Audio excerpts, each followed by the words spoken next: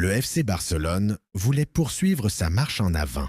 Récent vainqueur de la Supercoupe contre le Real Madrid, le club catalan se déplaçait ce dimanche soir sur la pelouse de la Real Sociedad pour le compte de la 20e journée de Liga après la victoire 2-0 des Merengues contre le Levante.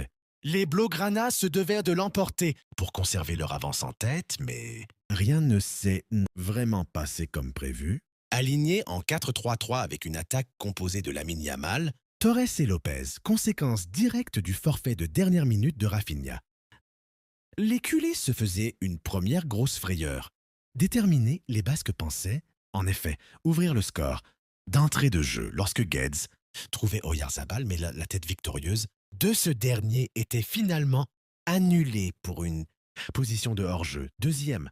La suite après cette publicité. Bousculé, le Barça ne tardait pas à répondre. Après une première frappe de Pedri, troisième, Lopez sollicitait lui aussi. Remiro, cinquième, avant de trouver la faille d'une puissante frappe croisée.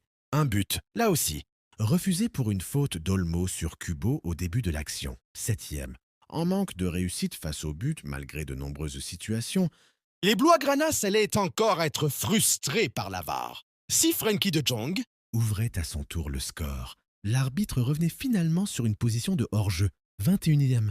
Quelques minutes plus tard, c'était au tour de Lamine Yamal de voir sa joie coupée par un nouveau.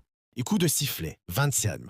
Ultra dominateur et après 3 buts refusés, le Barça allait pourtant craquer sur l'une des rares offensives basques. 3 buts refusés au Barça, la Real Sociedad clinique.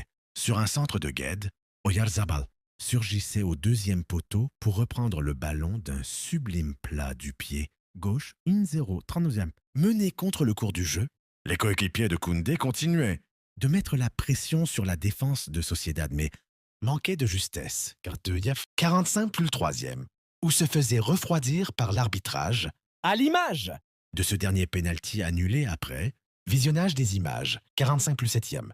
Au retour des vestiaires, la physionomie de cette rencontre ne changeait guère.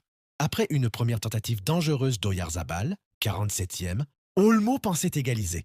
Lancé par Koundé, l'Espagnol voyait finalement sa frappe du droit déviée par Remiro sur le poteau, 49e. Malchanceux, les culés continuaient de pousser, mais Ferran Torres tombait lui aussi sur le portier de la Real.